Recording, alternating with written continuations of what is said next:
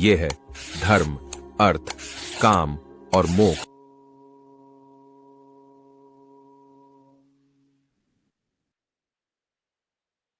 सहनावतु सहनो भुनक्तु सह वीर्यं करवावहै तेजस्विनावधीतमस्तु मा विद्विषावहै। ॐ शान्तिः शान्तिः शान्तिः। सत्यार्थ प्रकाश की कक्षा में आप सभी का हार्दिक स्वागत एवं अभिनंदन है। सत्यार्थ प्रकाश के अंतर्गत दसम समोल्लास के ऊपर विचार कर रहे हैं। दसम समोल्लास जिसका विषय क्या है? आचार, अनाचार, भक्ष्य और अभक्ष्य। आचार का मतलब क्या होता है? व्यवहार, ठीक है। और अनाचार का मतलब क्या होता है? अव्यवहार। यानी व्यवहार का मतलब होता है जो हमें करना चाहिए, जो हमें करने का विधान है। और अनाचार का मतलब अव्यवहार, जो करने के लिए नहीं कहा गया है फिर भी उसको कर रहे हैं। और एक होता है भक्ष्य। भक्ष्य का मतलब ये होता है कि हमें क्या खाना है, किन विचारों का ग्रहण करना है। और अभक्ष्य का मतलब होता है क्या हमें नहीं खाना है, क्या खाने योग्य नहीं है, उसको हम अभक्ष्य कहते हैं। इन चारों विषयों के ऊपर इस 10वें समोल्लास में चर्चाएं होंगी। पुस्तक आप निकाल लीजिएगा। इसमें एक बात हमें विचार करना चाहिए कि ये जो कक्षा में हम जो कुछ भी पढ़ रहे हैं, जो कुछ भी हम सीख रहे हैं ना, चाहे वो उपनिषद हो, सत्यार्थ प्रकाश हो और ध्यान हो, ईश्वर की कृपा ही समझिए आप, उनकी प्रेरणा समझिए कि हम एक ही समय में, यानी एक ही समय का मतलब क्या होता है, इसी 8 से 9 में हम तीन तीन विषयों को पढ़ रहे होते हैं, तीन तीन विषयों को सीख रहे हैं। क्या क्या सीख रहे हैं हम? सत्यार्थ प्रकाश हमारी चल रही है, कठोपनिषद हम पढ़ रहे हैं, ध्यान हम निरंतर सीख रहे हैं, ठीक है ना। ध्यान का अभ्यास हम निरंतर 15 मिनट कर रहे हैं। तो आपको क्या लगता है ये किसी शिविर से कम है? शिविरों में हम भाग लेने जाते हैं, ठीक है ना। तो शिविरों में क्या होता है, वहाँ पूरी सुबह से लेकर शाम तक की दिनचर्या होती है, वहाँ अलग अलग क्लासेस होती हैं। कोई सत्यार्थ प्रकाश की कक्षा हो रही है, कोई किसी प्रकार, कोई दर्शन की हो रही है, कोई ध्यान की कक्षा हो रही है। उन चीजों को जो आपको सिखाया जाता है शिविरों में, वो चीजें आपको यहाँ उपलब्ध हो रही है कि नहीं हो रही है? घर बैठे हो रही है ना, और निरंतर हो रही है। शिविर तो आप 6 महीने में, साल भर में, है ना, जाते हैं, अटेंड करते हैं, 5 दिन के लिए, 6 दिन के लिए, 7 दिन के लिए, वहां आप सीख कर आते हैं, फिर आपसे छूट जाता है। वहां तो आपने अभ्यास किया, लेकिन घर आकर के आप शिथिल हो जाते हैं। मतलब मैं आपको एक सोचने का नजरिया दे रहा हूं कि आपको विचार कैसे करना है। क्योंकि देखिए, जब तक आप विचार नहीं करेंगे, जब तक अपना आत्मा अवलोकन नहीं करेंगे, तब तक आपका उत्साह बढ़ेगा नहीं। हमें उत्साह को बढ़ा के भी रखना है। तो हाँ, शिविर में आप जा रहे हैं, 4 दिन, 5 दिन, 6 दिन, 7 दिन रहते हैं, बहुत कुछ वहाँ बातें आपको सिखाई जाती हैं, दिनचर्या मेंटेन की जाती है आपकी, वहां पर ध्यान सिखाया जाता है। लेकिन इसको भी आप किसी शिविर से कम न समझें। शिविर में आप जाते हैं, एक अनुशासन का पालन वहां करना पड़ता है, ठीक है। मौन रहना पड़ता है, ज्यादा बोलना नहीं है किसी से। आपके मोबाइल जमा हो जाते हैं, घर से किसी प्रकार का संपर्क नहीं होता है ना। आप लोगों में से शिविर लोगों ने अटेंड किया, आपको पता होगा, मोबाइल वहां जमा हम कर लेते हैं। किसी से बात नहीं करना है, पूरे दिन मौन रहना है, जो आचार्य पढ़ा रहा है बस उसी पर ध्यान रखना है आपको, ठीक है। तो कुछ अनुशासन आप यहाँ भी अनुभव कर रहे हैं ना, कि भाई यहाँ भी जब भी हम कक्षा में नहीं आते हैं, हमें सूचना देनी पड़ती है, आचार्य को बताना पड़ता है, ठीक है। कक्षा में गंभीर मौन होकर बैठना है, किसी और किसी व्यक्ति से बात नहीं करनी है, तो आचार्य की ही बात सुननी है। तो जो अनुशासन, जो नियम आप शिविरों में अनुभव करते हैं, वो चीज आप यहाँ अनुभव कर रहे हैं कि नहीं? कर रहे हैं ना? ठीक है? तो इसको आप एक सकारात्मक भाव में लेकर के हमेशा इस पर विचार करते रहें कि ईश्वर की बहुत बड़ी कृपा है, ठीक है? उसकी दया है, अनुकंपा है कि हमें घर बैठे शिविर का 1 घंटे का माहौल हमें मिल रहा है, ठीक है? शिविर का 1 घंटे का हमें माहौल मिल रहा है, इसके अंतर्गत हमें सत्यार्थ प्रकाश पढ़ाया जा रहा है, उपनिषद हम पढ़ रहे हैं, ध्यान का अभ्यास निरंतर कर रहे हैं, समझ रहे हैं आप? तो ज़रा पीछे आप देखिए, 1 महीना, 2 महीना, 3 महीना, 4 महीना, जो भी आप जितने समय से आप जुड़े हैं इस कक्षा से, पीछे ज़रा झाँक कर देखिए कि पीछे से लेकर आज तक कितनी उन्नति हो रही है, कितना बदलाव आपके जीवन में आ रहा है, कितना परिवर्तन आ रहा है। पहले आप कैसे थे, अब कैसे हैं? इसी को हम कहते हैं आत्मनिरीक्षण, नोट कर लीजिए। इसी को हम कहते हैं आत्म अवलोकन। खाते जा रहे हैं, पता ही नहीं चल रहा है कि क्या हो रहा है। उसी तरह से पढ़ते जा रहे हैं, हमें पीछे भी देखना चाहिए कि पीछे से हम कितना आगे-आगे उन्नति कर रहे हैं। इससे क्या होता है, इससे 2 चीज़ें होती हैं, इसको आप लिख सकते हैं। एक तो हमें अपनी न्यूनताओं का, अपनी कमियों का पता चलता है। अपना आत्मनिरीक्षण करने से अपनी कमियों का पता चलता है कि हम कहाँ गलती कर रहे हैं, कहाँ त्रुटि हो रही है, ठीक है?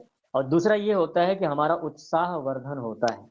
मान लीजिए कि आज से 6 महीना पहले आप क्या थे, आज क्या हैं, जितना कुछ भी आपने सीखा है, मैं ये नहीं कह रहा हूँ कि इसी कक्षा से आपने बहुत कुछ सीखा है, अन्य कक्षाएँ भी आप अटेंड कर रहे होंगे, तो कहीं न कहीं से कुछ न कुछ आपको मिल रहा है। इस कक्षा से जो मिल रहा है, उसको लेकर के आपके अंदर उत्साह बढ़ेगा या नहीं बढ़ेगा? बढ़ेगा ना, कि भाई हमारी उन्नति हो रही है। कल तक हम ध्यान में बिल्कुल नहीं बैठ पा रहे थे, अपनी वृत्तियों को रोक नहीं पा रहे थे, अब कुछ तो थोड़ा-सा 5 मिनट, 6 मिनट, 7 मिनट तक हम कुछ बैठ पा रहे हैं। अपने मन को रोक पा रहे हैं, ध्यान का क्या मतलब इसकी प्रक्रिया क्या होती है करने का, कैसे मन को रोका जाता है, ये सब चीज़ें समझ में तो आ रही है ना? तो ये किसी शिविर से कम नहीं है। और शिविर और इससे तुलना करें तो ठीक है, शिविर की अपनी विशेषताएँ हैं, उसका हम निषेध नहीं कर रहे हैं। पर ये नियमित 365 दिन चलने वाला, ठीक है? लगातार चलने वाला ऐसा एक शिविर जैसा छोटा शिविर है ये, इसको कम ना समझिए। क्योंकि एक बात हमें हमेशा ध्यान रखनी चाहिए कि जो चीज़ हमें निरंतर मिल रही है, लगातार मिल रही है, उसका बहुत महत्व होता है। क्योंकि हमें निरंतर हमारा ज्ञान बढ़ता चला जाता है, संस्कारों का निर्माण निरंतर होता रहता है। लेकिन कभी कुछ मिले, कभी ना मिले, है ना? 2 महीना कोई चीज़ आपको सिखाई गई और अगले 6 महीने के लिए बंद हो गया, तो क्या होगा? क्या होगा इस बारे में? आप अनुभव कर रहे हैं ना? कोई चीज़ आपको 2-3 महीना बताया गया और या 1 महीना बताई गई और 6 महीना कुछ नहीं बताया गया उस बारे में। तो वही होगा जहाँ पहले थे वहीं खड़े हो जाएँगे आकर के, ठीक है? तो यहाँ संसार में देखा जाता है कि कोई भी चीज़ होती है जो निरंतर लगातार चलती रहती है, जैसे बहता हुआ पानी, देखिए, बहता हुआ जो पानी होता है, आपने कभी नदी देखी है, बहते हुए पानी को, तो कैसा दिखता है वो? बहता हुआ पानी निर्मल होता है, स्वच्छ होता है, पवित्र होता है। ऐसे ही हमारा जीवन भी अगर ये लगातार चलता रहे, निरंतर आगे-आगे चलता रहे, तो ऐसे ही पानी की तरह होता है, ठीक है? रुक जाए तो उन्नति रुक जाती है। तो ये कुछ बातें जो कि हमें कक्षा में जो हम पढ़ रहे हैं, हमारे उत्साह वर्धन के लिए, हमारे लिए हमारे मन को प्रेरित करने के लिए आवश्यक होती है, जिन पर हमें विचार समय-समय पर करते रहना चाहिए। ये 10वें समोल्लास के अंतर्गत जो हम विचार कर रहे थे, उसमें हम 7 श्लोक तक विचार कर चुके हैं। 8वें श्लोक से आज हम विचार करेंगे। तो पीछे के श्लोकों में वही चीज़ बताई गई थी, उस पर हम विचार कर चुके हैं कि जो कुछ भी है, हम अपनी ज्ञान रूपी चक्षु के द्वारा चीज़ों को हम अच्छी तरह से देखें, उसको विचार करके अपने जीवन में धारण करें और जो साधु, जो धर्मात्मा विद्वान लोग हैं, उनके व्यवहार को जानें और उसको अपने जीवन में लाएँ। इन बातों पर हम विचार किया हमने। अब 8वें श्लोक में मनु महाराज कह रहे हैं श्रुतिस्तु वेदो विज्ञेयो धर्मशास्त्रम तु वै स्मृतिः ते सर्वार्थेषु अमीमांस्ये ताभ्यां धर्मो हि निर्बभौ। श्रुति और स्मृति दो चीजें हैं, इसको अलग अलग समझिएगा आप। श्रुति और स्मृति का परिचय दे रहे हैं यहाँ पर इस श्लोक में। क्या है 8वें नंबर के श्लोक में? श्रुति और स्मृति का परिचय यहाँ पर मनु महाराज दे रहे हैं। किसे हम श्रुति कहेंगे और किसको स्मृति कहेंगे, इसके बारे में जो स्वामी जी ने लिखा है पहले उस पर विचार करते हैं, फिर इसके अर्थों पर विचार करेंगे। जो मनुष्य वेदोक्त धर्म और वेद से अविरुद्ध जो स्मृति युक्त धर्म का अनुष्ठान करता है, ये तो हो गया 7वां है। श्रुति वेद और स्मृति धर्म शास्त्र को कहते हैं। श्रुति कहते हैं वेद को, और स्मृति किसको कहते हैं? धर्म शास्त्र को। इनसे सब कर्तव्य और अकर्तव्य का निश्चय करना चाहिए। श्रुति के माध्यम से और स्मृति ग्रंथ के माध्यम से हमें क्या करना चाहिए? तो कर्तव्य और अकर्तव्य का बोध करना चाहिए। कोई आपसे पूछेगा, मान लीजिए कभी सवाल करेगा, भाई वेद पढ़ने से क्या पता क्या लाभ होगा, स्मृति ग्रंथों को पढ़ने से क्या लाभ होगा, आप क्या उत्तर देंगे? भाई हम जो जीवन जी रहे हैं हमें कर्तव्य अकर्तव्य का बोध कैसे होगा? इन्हीं ग्रंथों को पढ़ने से होगा। क्या धर्म है, क्या अधर्म है, क्या पाप है, क्या पुण्य है, ये जानना जरूरी है ना। जैसे कि हम जिस देश में रहते हैं उस देश का संविधान हमें पता होना चाहिए कि नहीं होना चाहिए? होना चाहिए। अगर नहीं होगा तो क्या होगा? गलतियां करेंगे और उसका दंड जब हमें मिलेगा तो हाय हाय करेंगे, हे भगवान हमें तो पता ही नहीं था। ट्रैफिक रूल तोड़ेंगे तो चालान तो कटेगा। इसीलिए जिस देश में हम रहते हैं उस देश के संविधान को, उसके कानून को जानना हमारा कर्तव्य है, तभी हम ठीक ठीक व्यवहार कर सकते हैं। ऐसे ही जिस परमात्मा की सृष्टि में हम रहते हैं उस परमात्मा के बनाए कानून, उसके संविधान को जानना चाहिए कि नहीं जानना चाहिए? जानना चाहिए। नहीं जानेंगे तो घोटाला करेंगे, और घोटाला करेंगे तो परमात्मा के संविधान में कहीं भी क्षमा नहीं है। जो लोग नहीं जानते नोट कर लीजिए, ईश्वर के संविधान में कहीं भी क्षमा शब्द है ही नहीं। ईश्वर क्षमा नहीं करता, ईश्वर दया करता है। वो दया अलग चीज है, लेकिन क्षमा नहीं करता। आपने गलती की है तो उसका दंड भुगतना पड़ेगा आपको, ठीक है? जैसा किया है वैसा भरेंगे। अच्छा करेंगे अच्छा मिलेगा, बुरा करेंगे बुरा मिलेगा। न्याय 100% होता है यहाँ। तो श्रुति और स्मृति इन ग्रंथों को जब हम पढ़ेंगे तो इससे हमें कर्तव्य अकर्तव्य धर्म अधर्म का निश्चय होगा। उसी बात को मनु महाराज कहते हैं धर्म शास्त्रम तु वै स्मृति। धर्म शास्त्र को स्मृति ग्रंथ समझना चाहिए, जैसे कि मनुस्मृति, ठीक है?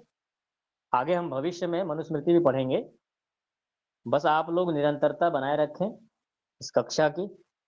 मनुस्मृति में मनुस्मृति को धर्मशास्त्र क्यों कहा जाता है? क्योंकि इसमें कर्तव्य अकर्तव्य धर्म अधर्म की चर्चाएं हैं। क्या हमें जीवन में करना है, क्या नहीं करना है। एक गृहस्थी है जो विवाह करके गृहस्थ में गया है, उसके क्या कर्तव्य हैं। एक पति का एक पत्नी के प्रति क्या कर्तव्य है, पत्नी का पति के प्रति क्या कर्तव्य है, माता पिता का बच्चों के प्रति क्या कर्तव्य है, ये सारी बातें मिलेंगी आपको। एक राजा का प्रजा के प्रति क्या कर्तव्य है, एक प्रजा का राजा के प्रति क्या कर्तव्य, सारी बातें धर्मशास्त्र के अंतर्गत आती हैं। एक गुरु का शिष्य के प्रति और एक शिष्य का अपने गुरु के प्रति क्या कर्तव्य होना चाहिए, इस बारे में भी चर्चा है। तो ये सब कुछ मिला करके, ठीक है, ये सब कुछ मिला करके क्या बनता है? धर्म शास्त्र। उसी को हम कहते हैं स्मृति ग्रंथ, और वही मनुस्मृति है। तो मनुस्मृति सौभाग्य से बहुत सारी मिलावटें हुई हैं, लेकिन फिर भी किसी वैदिक विद्वान ने उसको एक विशुद्ध स्वरूप दे करके विशुद्ध मनुस्मृति बनाई है। उसको हम पढ़ेंगे सत्यार्थ प्रकाश के बाद, या जैसा भी बनता है उसको भी हम पढ़ेंगे। तो अब यहाँ पर क्या कह रहे हैं कि ये जो श्रुति जो धर्म शास्त्र है, स्मृति जो धर्म शास्त्र है, ये वेदों के अनुकूल होना चाहिए। अब देखिए श्रुति का रचयिता तो सीधा स्वयं स्वयं परमात्मा है। उसने ही वेद का ज्ञान हमें दिया है। लेकिन जो स्मृति ग्रंथ है, जो धर्म ग्रंथ है, इसको बनाने वाले कौन होते हैं? इसको बनाने वाला परमात्मा नहीं होता है, इसको बनाने वाले मनुष्य होते हैं। ऋषि मुनि महात्मा, जो संत महात्मा लोग होते हैं, ज्ञानी लोग। तो ये तो तय है कि मनुष्य जो बनाता है उसका प्रमाण हमेशा वेद के द्वारा ही होता है। और ऋषि लोग क्या कहते हैं कि अगर हमारे लिखने में, किसी शास्त्र की रचना करने में कहीं कोई त्रुटि रह जाए या कहीं कोई संदेह उत्पन्न हो, संदेह का मतलब समझ रहे हैं ना आप, शंका, ठीक है, प्रश्न, कोई शंका हो, कोई प्रश्न हो, तो उसका निर्णय कैसे करेंगे? उसका निर्णय होगा हमेशा वेद के द्वारा, क्योंकि वेद परमात्मा की वाणी है, इसलिए वेद में कोई दोष नहीं है। लेकिन हमारे और आपके बनाए ग्रंथों में दोष होना स्वाभाविक है। कहीं ना कहीं कुछ सैद्धांतिक त्रुटियां हो सकते हैं। वैसे तो किसी ऋषि, किसी महर्षि के द्वारा जो बनाया हुआ ग्रंथ होता है उसमें ना के बराबर दोष होते हैं, लेकिन फिर भी ऋषि ये कहता है कि हूं तो मैं भी अल्पज्य, हूं तो मैं भी आत्मा ही, मेरी अल्पज्यता तो नहीं खत्म होगी, मैं भले ऋषि बन गया हूं, उस अल्पज्यता के कारण ही हमसे दोष होना स्वाभाविक है, हो सकती है गलती। तभी ऋषि ऋषि कभी अभिमान नहीं करता है कि जो मैंने लिख दिया वही सही है। वो कहता है, वो कहता है कि अगर कहीं आपको वेद से विरुद्ध कोई बात लगे तो उसको छोड़ देना। इतना स्पष्टवादी कौन हो सकता है? जरा सोचिए आप लोग, इतना स्पष्टवादी वही होगा जो ईश्वर का परम भक्त होगा, जो सच्चे ईश्वर के स्वरूप को जानता है, वही हो सकता है इतना ईमानदार, इतना स्पष्टवादी, इतना पारदर्शी। लेकिन जो वास्तव में ईश्वर के वैदिक स्वरूप को नहीं जानता है, ईश्वर की भक्ति नहीं है, तो वो कैसे करेगा? वो तो कभी नहीं बोलेगा ऐसा। वो तो यही बोलेगा कि जो मैंने कह दिया वही सही है, जो मैं लिखता हूं वही सही है, जो मैं बोलता हूं वही सही है। लेकिन कभी भी ऋषि, महर्षि, जितने भी महर्षि कपिल, कणाद, गौतम, जैमिनी, व्यास, महर्षि दयानंद, जितने भी ऋषि हुए, किसी ने ऐसा नहीं कहा है। सब यही कहते हैं कि जो मेरी बातें वेद के अनुकूल होंगी उसी को मान्य करना है, उसके विपरीत नहीं करना। ये सब बातें आपके लिए जानना जरूरी है। इसीलिए कहा वेद सर्वतः सर्वतो प्रमाण है। इसीलिए वेद का पढ़ना पढ़ाना और सुनना सुनाना सब आर्यों का परम धर्म है। स्वामी दयानंद जी ने आर्य समाज के नियम में ऐसा नहीं लिखा, इसके पीछे रहस्य है। तो इसलिए कह रहे हैं मनु महाराज कि सर्वार्थेषु, सभी स्थितियों में और सभी बातों में, ये जो वेद शास्त्र है ये क्या है? अमीमांसे, कुतर्क द्वारा आलोचना करने के योग्य नहीं है। कोई कुतर्क करे, कोई इस पे उल्टा आक्षेप करे, है ना, वेदों को खंडित करने के लिए अपने हिसाब से मनगढ़ंत बातें करे, ये गलत है। इसलिए महर्षि मनु कह रहे हैं कि अमीमांसे, अभी हम 8वें श्लोक पर ही विचार कर रहे हैं, उसके पदार्थों पर चर्चा कर रहे हैं कि ये कुतर्कों के द्वारा आलोचना करने के योग्य नहीं है, कि आप कुछ भी उल्टा सीधा कुतर्क करें और वेदों को बदनाम करें। इनमें जो प्रतिपादित जो धर्म है उसका कुतर्क का सहारा लेकर के, अपनी क्षुद्र बुद्धि का सहारा लेकर के आप इसकी बातों का खंडन नहीं कर सकते, आपकी हैसियत नहीं। पहले आप उस स्तर को तो प्राप्त करो। लेकिन मध्य काल में ऐसे अनर्थ किए गए हैं। स्वामी दयानंद सरस्वती जी ने ऋग्वेद आदि भाष्य भूमिका, जिसका नाम सुना होगा आपने, आप में से कई सारे लोगों ने पढ़ा भी होगा, क्यों बनाया? इसीलिए बनाया कि ऋग्वेद आदि भाष्य भूमिका बनाने के पीछे उद्देश्य यही था कि वेदों के ऊपर लोगों ने अपने हिसाब से अपने मन गढ़ंत बातें भर दी, उसके भाष्यों में गलत मिलावट कर दिया, ठीक है। और आप जब ऋग्वेद आदि भाष्य भूमिका पढ़ेंगे तो उसमें आप अंतिम में देखिए कितना अश्लील भाष्य कर रखा है, अश्लील भाष्य, न जाने क्या क्या है। वो सार्वजनिक हम आपको पढ़ के सुना भी नहीं सकते, अगर कभी पढ़ाऊं मैं आपको, तो सार्वजनिक हम बोल भी नहीं सकते आपके सामने, वो आपको अकेले में ही पढ़ना पड़ेगा। तो स्वामी दयानंद जी इतना खोल खोल करके लिखा हुआ है कि वेदों के ऊपर कितना अश्लील भाष्य किए गए हैं। अब सोचिए यही चीज, यही भाष्य यूनिवर्सिटी में, कॉलेज में पढ़ाया जाता है। तो अब जो बच्चे इस भाष्य को पढ़ेंगे, उनकी मानसिकता, उनकी विचारधारा वेद के प्रति कैसी होगी? अच्छी होगी या बुरी होगी? बुरी बनेगी। देखो, वेद में तो अश्लील बातें हैं। वेद में तो लिखा है कि मांस, घोड़े का मांस काट करके अग्नि में होम करना चाहिए। अब इन मूर्खों को इतना नहीं पता है कि अश्वमेध यज्ञ कहीं प्रसंग आया तो अश्वमेध का उन्होंने क्या समझ लिया? अश्व का मतलब घोड़ा, और घोड़े को काट करके जो अग्नि में डाला जाता है वो अश्वमेध यज्ञ हो गया। कर दिया काम, अर्थ का अनर्थ कर दिया। कि जिसमें घोड़े की बलि दी जाती है, हो गया अश्वमेध। अब उन्होंने आक्षेप करने का मौका मिल गया। देखो जी, आपके ये वेद में लिखा है कि पशु हिंसा करनी चाहिए, उसकी बलि लिखी हुई है। और लेकिन उनको यही नहीं पता है कि उसका मूल अर्थ कुछ और है। इसको कहते हैं अर्थ का अनर्थ। वेद कह रहा है कुछ और, लेकिन उसके अर्थ किए गए कुछ और। इसीलिए हमारे हमारे लोग मिसगाइड हो गए, भ्रमित हो गए। वेदों को लेकर के अनेक प्रकार की धारणाएं कल्पित कर ली लोगों ने। तो उस चीज को यहाँ पे कह रहे हैं कि ऐसा नहीं करना चाहिए। अपने स्वार्थ के वशीभूत होकर के, कुतर्कों का सहारा लेकर के इसका खंडन नहीं करना चाहिए। वेद परमात्मा की वाणी है, वेद पवित्र ग्रंथ है। क्योंकि ताभ्याम, उन दोनों में, किन दोनों में? वेद में और स्मृति ग्रंथों में क्या किया गया है? उन दोनों प्रकार के शास्त्रों से क्या होता है? धर्म निर्बभौ। अंतिम में पंक्ति देखिए, धर्म निर्बभौ।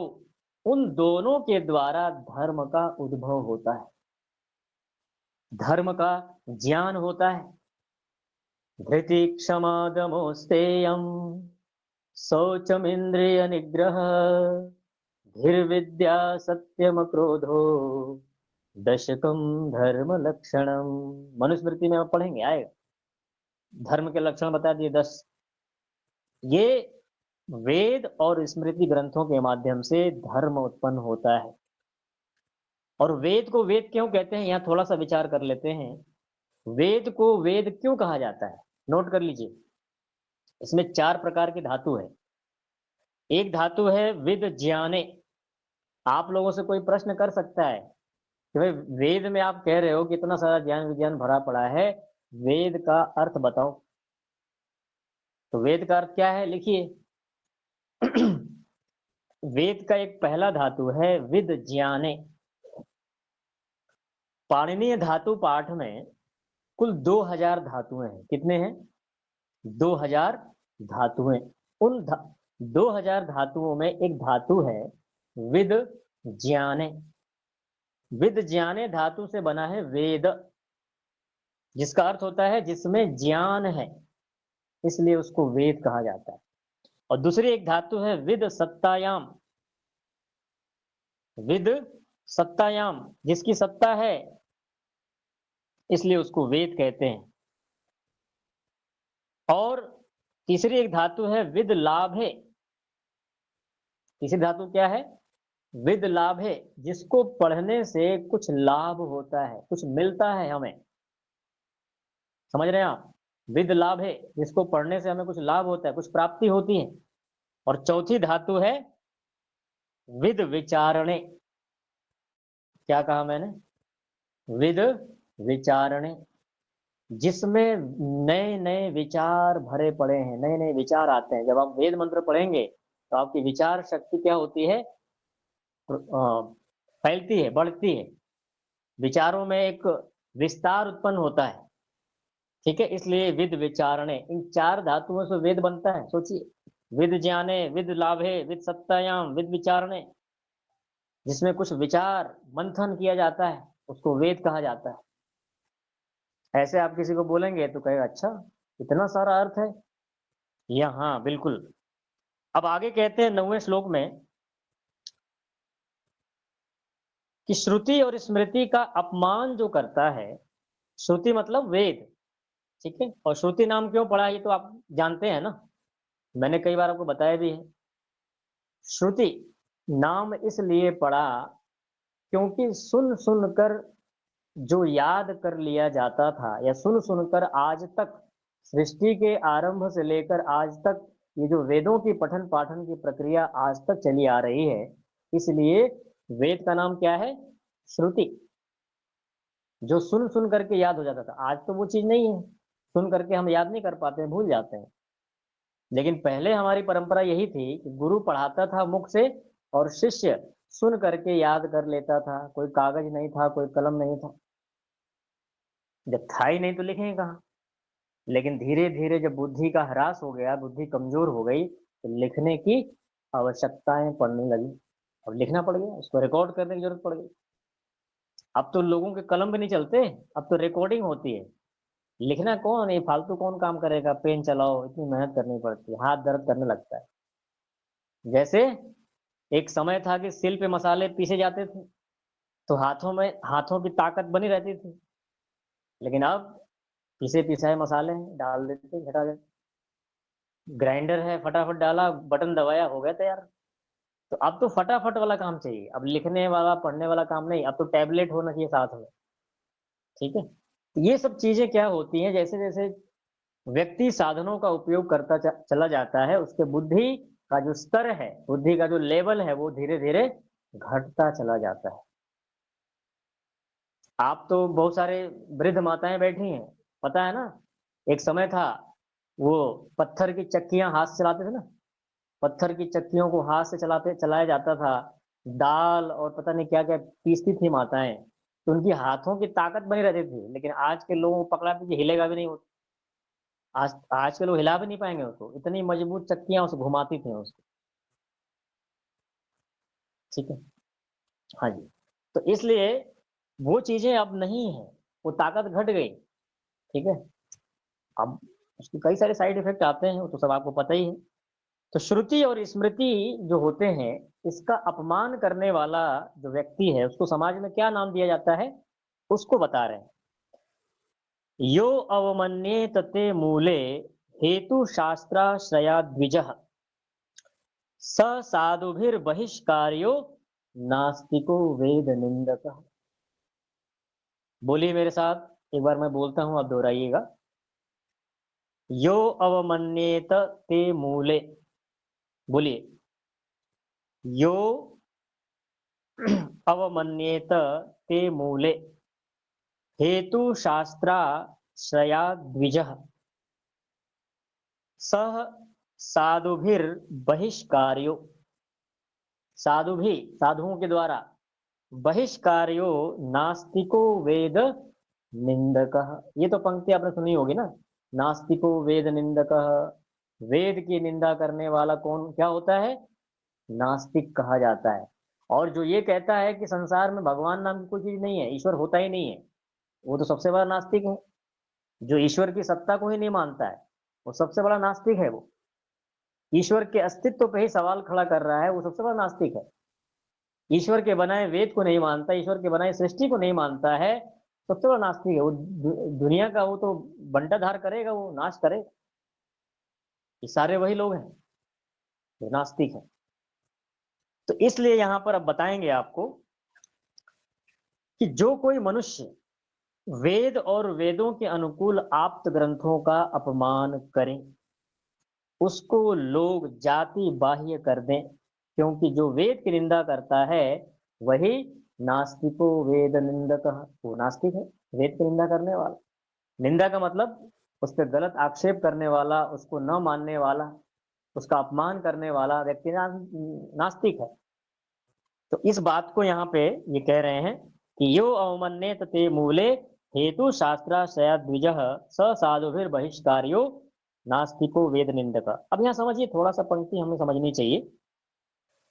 यह द्विज, द्विज शब्द आया यहाँ पे, ठीक है। द्विज का मतलब क्या होता है? आपसे मैंने चर्चा की थी ना सत्यार्थ प्रकाश में, ध्यान से सुनिए, कृपया ध्यान दें। द्विज का मतलब क्या होता है? चार वर्ण होते हैं, एक ब्राह्मण, क्षत्रिय, वैश्य और चौथा होता है शूद्र। ठीक है, ये सभी गुण कर्म स्वभाव के अनुसार इनकी एक एक कैटेगरी बनाई गई है। जिसकी जैसी योग्यता, उसको वैसा पद, यानी उसकी वैसी स्टेटस इंग्लिश में बोलेंगे, उसको वैसी पद, उसकी प्रतिष्ठा। ब्राह्मण, क्षत्रिय, वैश्य, ये तीनों द्विज माने जाते हैं। ठीक है, शूद्र को द्विज नहीं माना जाता। द्विज क्यों माना जाता है? द्विज का मतलब होता है, द्विज में दो शब्द है, नोट कर लीजिएगा। द्विज में दो शब्द है, एक है द्वि और एक है ज।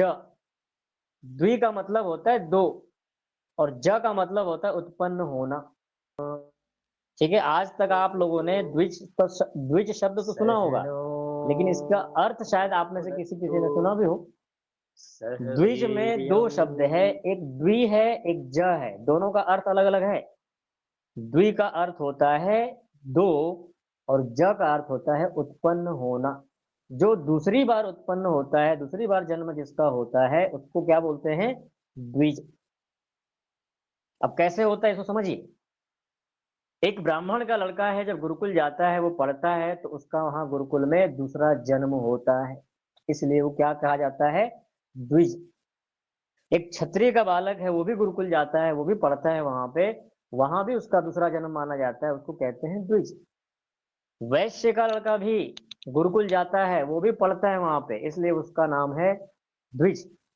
लेकिन शूद्र को शूद्र क्यों कहा गया? क्योंकि जिसको, इसकी परिभाषा दी है कि जिसको पढ़ने और पढ़ाने से भी विद्या न आए, उसको क्या कहा जाता है? शूद्र।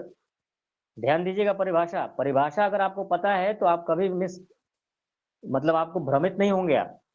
जिसको पढ़ने और पढ़ाने से भी विद्या बिल्कुल भी ना आए, मूर्ख रहे एकदम हमेशा, वो समझ में बिल्कुल नहीं आता, उसे बुद्धि नहीं चलती है, उसको कहा गया है शूद्र। इसलिए उसका द्विज उसको नहीं कहा गया है, क्योंकि उसका दूसरा जन्म हो ही नहीं पाया।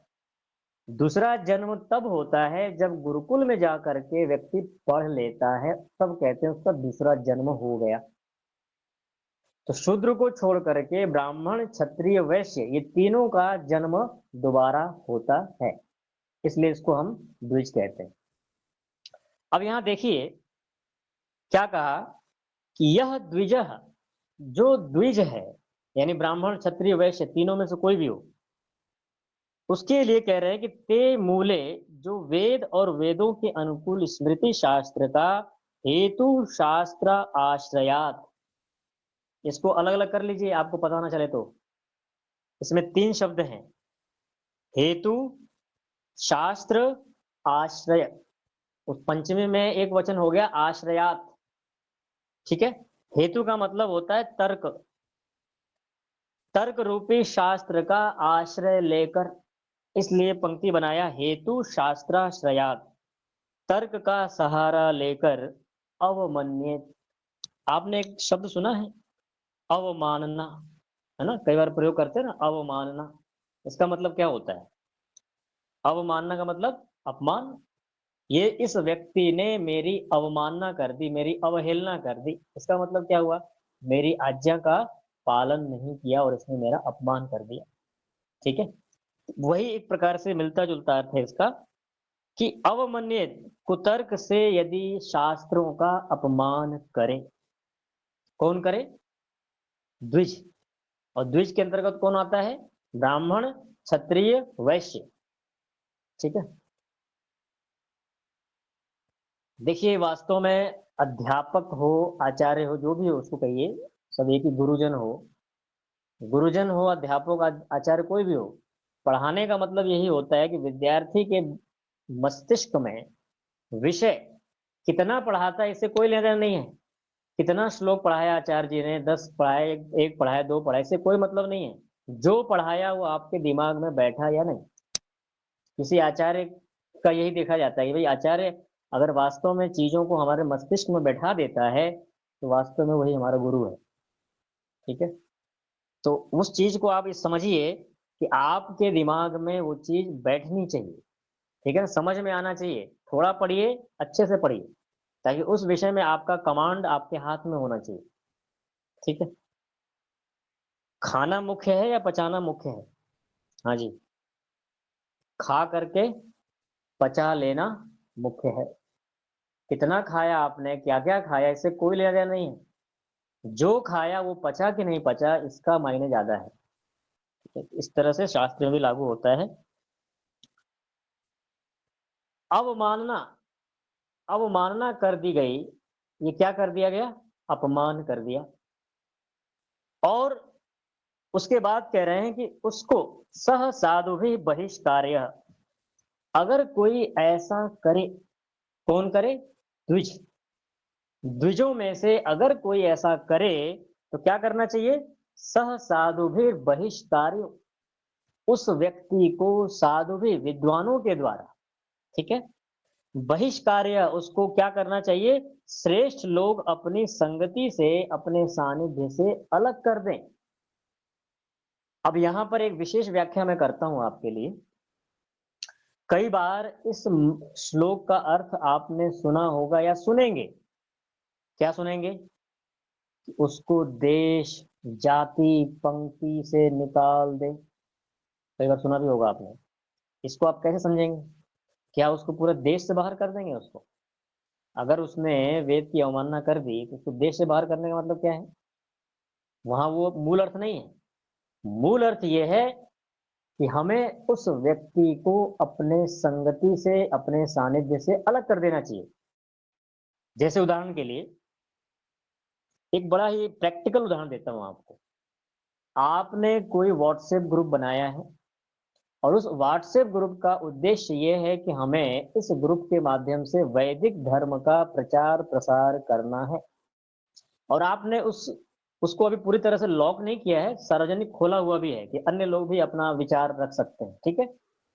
अब कोई व्यक्ति वहां पर अधर्म, अन्याय या इस प्रकार की अवैधिक बातों का प्रचार करना शुरू कर दे, आप क्या करेंगे? समझ में आया? अब यहाँ पर आपको ये श्लोक अच्छी तरह से समझ में आएगा। क्या करेंगे आप उस ग्रुप से, उस व्यक्ति को?